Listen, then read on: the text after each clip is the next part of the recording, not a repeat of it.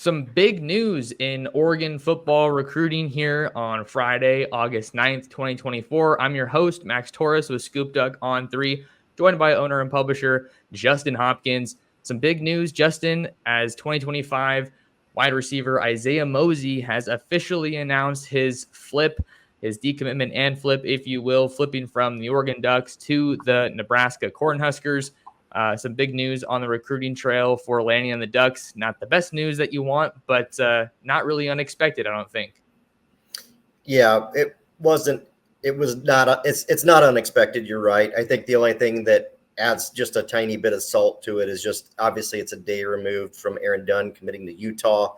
That was a close battle there, and I think fans are really hoping to see Oregon maybe land Dunn in this cycle and get another offensive tackle. But the Mozee news was something that was kind of in the works for a couple of weeks, and it might have even been developing before Deshaun Brame flipped to Tennessee. So a couple of stingers there. I'm not going to be the guy that sits here and says, screw him, he's going to Nebraska. Like, you wish him well, and you totally understand his dad just got hired on at Nebraska.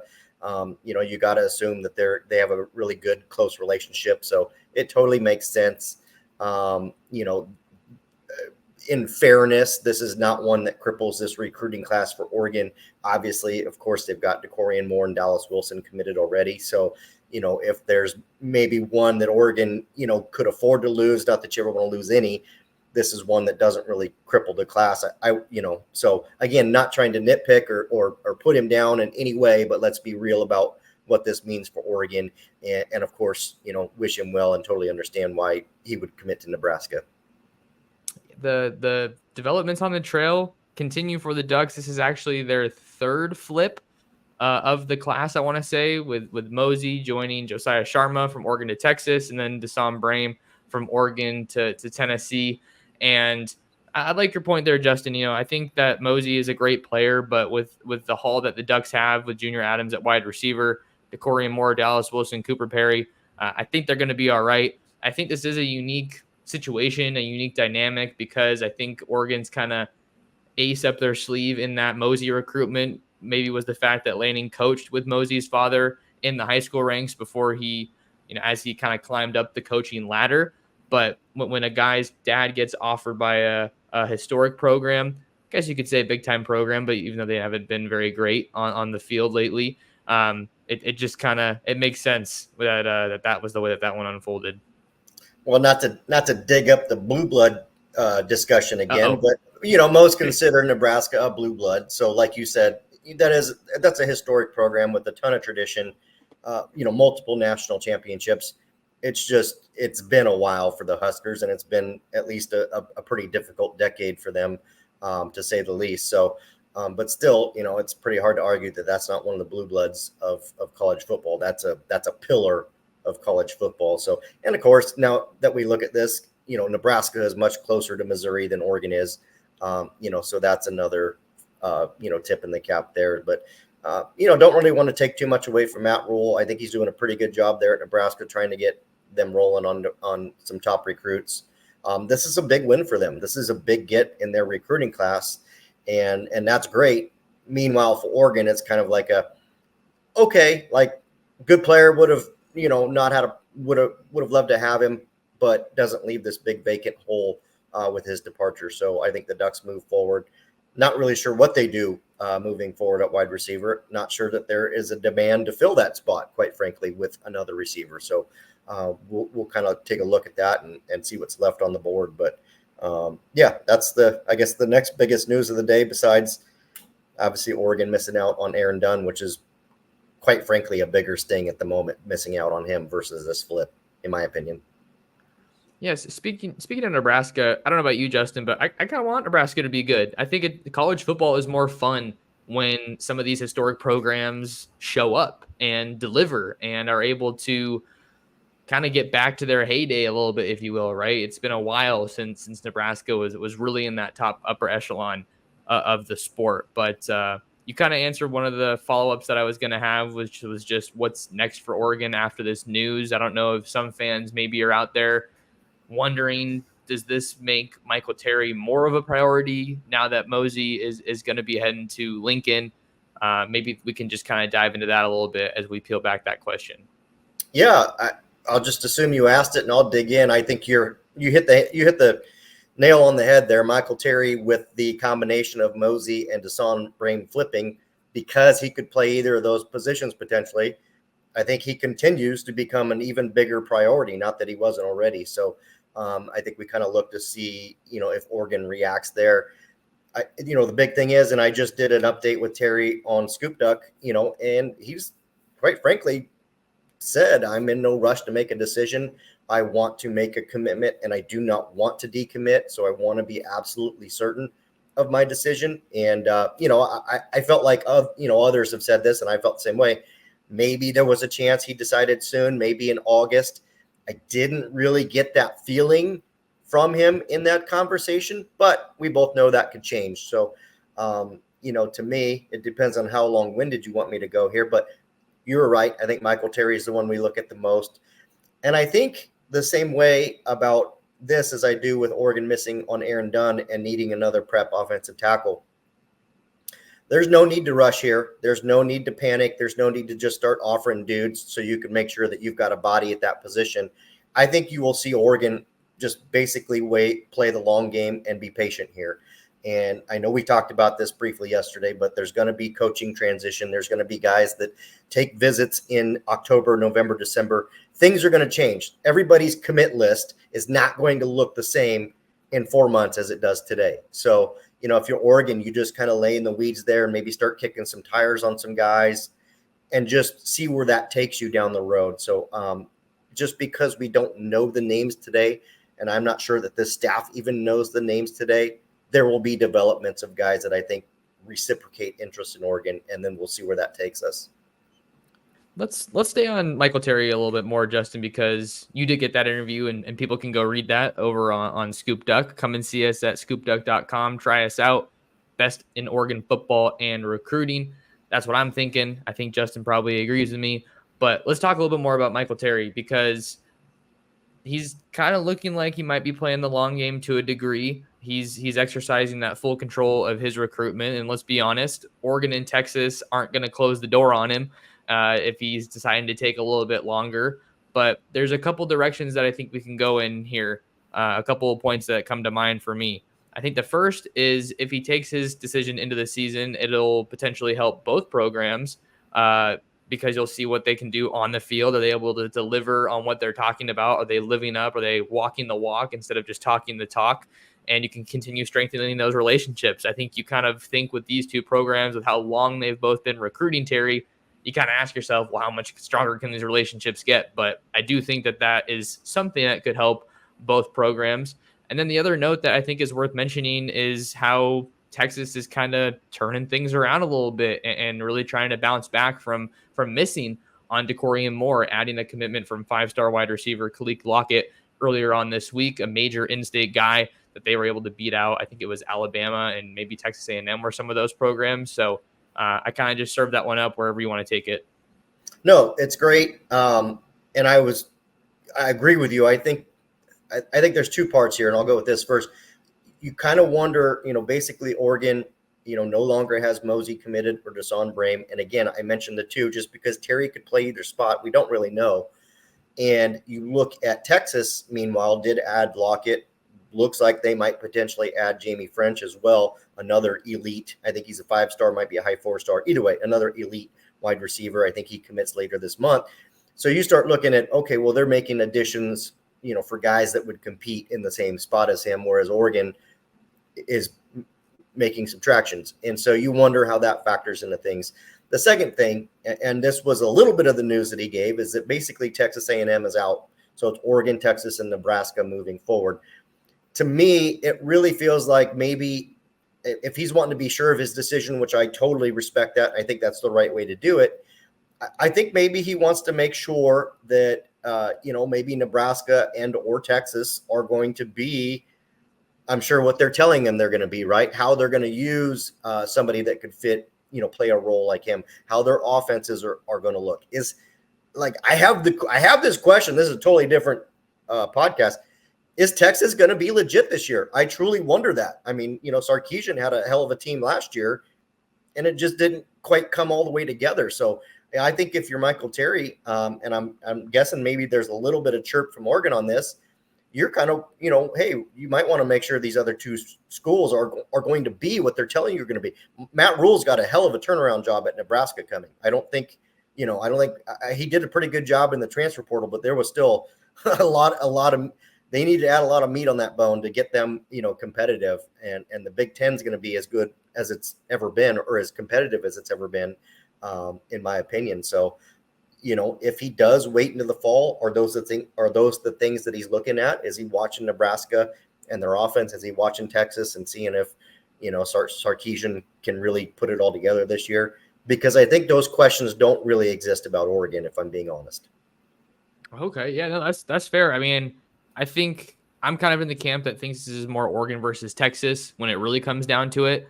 But I don't know if I'd say I completely disagree, but I think Texas does have a lot of stuff going for them because I think they did kind of put it together by going to the playoff last year. And maybe we're just kind of investing stock differently, I guess, or viewing that maybe a little bit differently. But I think that they're going to be in the thick of it for the playoff again. It's their first year in the SEC. I'm sure that's something that they're selling with Terry. They're going to have they're going to have a first-round quarterback, it looks like, with Quinn Ewers, and Kelvin Banks is another guy there. So seeing maybe how they do with guys at his position is going to be something to keep an eye on, because Oregon might have the best receiver room in the country if you're just comparing the two head-to-head. But Texas has so much talent, and they do have that in-state advantage going for them. But it feels like we've been talking about Terry for a really long time, and there's still not really a finish line that we're working towards. But I do feel like there's some clarity because we have those three schools that he highlighted. Yeah, and I do agree with you. I think it's Oregon versus Texas. I think Nebraska's trailing them. But again, I guess if you're a guy like Michael Terry and you want a clear-cut path to starting, Nebraska is probably your best option of the three, right? They're going to have an opening, and he would probably walk on as one of their best players the day he shows up. So you just wonder if that becomes a thing. I'm sure that that's what Nebraska is selling. But, I think we both agree. I think that it's Oregon and Texas right now that are probably 1A and 1B. And maybe we wrap the discussion on Terry and potentially the pod, depending if there's anything else you wanted to get to today, Justin. On this note, we don't know when Michael Terry's committing, but we do have a good idea of who it's going to be, who are going to be the top options. What do you think a commitment, hypothetically, would mean for Oregon if they are able to get Michael Terry and add what would be their fourth 5-star in the 2025 class? Yeah, and the second 5-star from Texas, I would argue Dorian Bruce should be a 5-star too, so it would technically be third. But yeah, I mean, that's what I tried to preach to fans back in February on ScoopDuck. Like, hey, look, this year's class is going to be about quality, not quantity. And I think, that's what Dan Lanning's goal is. Hey, look, we don't need to add a ton of bodies to this roster. They don't need to sign 30 dudes. Would they sign 30 dudes? Yeah, if they're all top 100, top 150 players, they would. So my point is, yes, Michael Terry would be another massive pickup.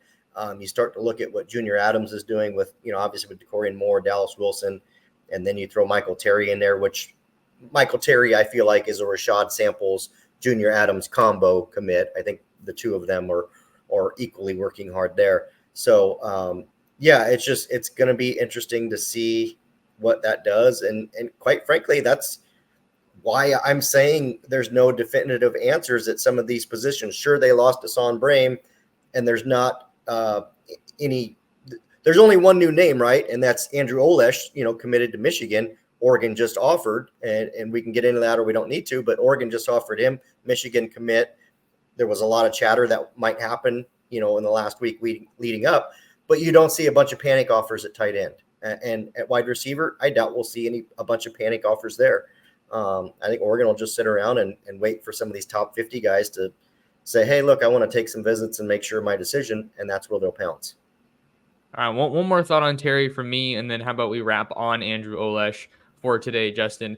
When I look at Michael Terry, if I'm talking about this hypothetical addition, right, what a commitment from Terry would mean for the Ducks, I think it's another big statement in Texas. Like, he's a phenomenal player. You can talk about what he can do on the field and this and that, but when you're looking at Oregon and Texas, I feel like it would it would elevate them a notch in terms of just how all those programs, so many programs, Justin, are trying to come into Texas. And you know that Texas is doing everything they can to keep the best coming to Austin. But Oregon's going to be right there if they can do something. They kind of already are, but it would just take it a step further. And they are so heavily invested in that state. We talked about Rashad Samples, right? The Duncanville connection, and that was obviously huge with Decorium Moore. Then you have Drew Maringer, who's from Texas. You have Will Stein as well. I think Antonio Parks is a guy that is worth a mention there too, because he was at UTSA with Stein, and he's been big in Oregon's Texas efforts as well. So I just feel like them going further and further into Texas is going to be a really fun development to watch. It's one of the big reasons I'm thinking about taking a Texas trip this year to get you guys some of the best Oregon recruiting coverage possible. But Michael Terry is going to be a fun one to watch without a doubt. Justin, let's get on to Andrew Olesh as we kind of wrap up today's episode of the pod. This will be our last topic. New offer out for Oregon in tight end recruiting as the Ducks offered Center Valley, Pennsylvania, Southern Lehigh tight end Andrew Olesh on Thursday. He has been verbally committed to the Michigan Wolverines for a little over a month now, dating back to July 8th, and he is one of the very best in the country. On 3 ranks him a 4-star prospect, number 67 nationally, number 3 tight end of the country, and the number 2 prospect in Pennsylvania. Justin, Oregon hasn't been known to really recruit the Northeast a whole lot, but they are kind of breaking more into that Big Ten country mold. And this is a good offer. I mean, how can you not like this? 6'5", 215, and Ducks are going after one of the Wolverines' top guys. Well, here's what I think about it. First off, there was some clues leading up to this as he started following some, Oregon coaches, Oregon recruiting personnel. And as we know, you follow the follows, right? So, there was kind of a hint that potentially this might happen. How that happens is this: obviously taking the time to follow some of these guys back, you kickstart a conversation. That conversation leads to an offer based on what he told them. Like, the only reason Oregon offered is because he probably insinuated that he's at least interested, if nothing else. So, otherwise Oregon goes on about his day. If he says, hey, I'm locked in with Michigan, I'm done, don't bother. And so I'm not saying he's on flip watch. We're not even close to that, but it sounds like there's legitimate interest on that side. I know you and I are efforting to get an interview with Olesh to provide the ScoopDuck faithful here, hopefully soon. But I mean, we can at least draw that conclusion that, hey, look, he followed back and reciprocated some interest. So we'll just kind of have to see where this takes us because it's early on. Good news is Oregon still has its official visit to use with him. So I would wager you probably see him in Eugene at some point this season. Following the follows, it feels like it's a part of the game within the game until we get some quotes from this guy. So I'll keep trying to get that interview. I want to get to talk with him and kind of pick his brain on where he's at with his Michigan commitment, seeing that it is so new. But again, I wrote about it in a piece on ScoopDuck earlier today, and I kind of mentioned that there's still 4 months until the early signing period, which is like an eternity because you have a whole football season to go through, regular season at least, right? Now the playoffs going to kind of bleed over into the new year, but then you have the coaching carousel too. So and the portal. So there's going to be plenty of craziness that present opportunities for a lot of movement, not just at Oregon or Michigan that we're talking about here with Olesh, but all across the country. So it seems like Olesh is one of the top guys that you got to keep an eye on now if you're an Oregon fan as far as 2025 recruiting. We know tight ends kind of been not only a position of need, Justin, but kind of a position of concern just given how some of these dominoes have fallen for Oregon this cycle. Yeah, it's kind of I don't want to phrase it in a way that makes it sound like he's on the chopping block, but Drew Maringer's back's against the wall a little bit here. I think he needs to, kind of bunker down and figure some things out. Obviously, if he could get Andrew Olesh by any reason, that would certainly take a lot of the weight off there. If, I'm sure conversations could continued with Desan Brame. We'll see what happens there. Might be unlikely, but, and I know that they're still talking to Lincoln Kier. He can get any one of those 3 or even Caleb Edwards, worst case scenario. If he can get any one of those 3 or 4 guys, to Oregon, I think it really, really helps take some weight off for him. If he can somehow get 2 of any of those 4 guys, then it takes all the weight off. So we'll just have to see. There's 4 months is an absolute eon of years in recruiting. So anything can happen. Anything can happen indeed. And we'll continue to watch tight end, linebacker, offensive line. Those are the biggest remaining positions of need for the Ducks here in the 25 cycle. Justin, any more remarks before we get out of here and get the weekend started? No, happy Friday to everybody. And I guess maybe a quick thing for the folks watching this. Max is going to be getting out of here pretty soon and going to Modern Day, which we know is absolutely loaded with dudes. Chris Henry Jr., Tom, all those guys are there. Nasir Wyatt, Sean Scott, Jordan Davison. So be sure to check the site this weekend and early next week. And I look forward to us recording after you're back from there and ask you a few questions about those guys. Yeah, Modern Day is an absolute powerhouse, beginning, I think it was for the 5th time since 2017 as Max Prep's #1 team in the preseason in the entire country. So there's no shortage of talent out there in Santa Ana, and I can't wait to that would be my first official football trip of the season getting underway, Justin. So it's going to be a great time. If you guys want to find more of that guy, Justin Hopkins, you can follow him on Twitter /X at JHopkinsSD. You can find me on any social media platform at mtorres sports. Subscribe to the ScoopDuck on 3 YouTube channel and let us know how you're feeling about all things Oregon football recruiting, and subscribe to ScoopDuck on 3 for the best in Oregon football and recruiting. But until next time, thank you guys for tuning in, and we'll see you in the next episode of the Ducks Dish Podcast.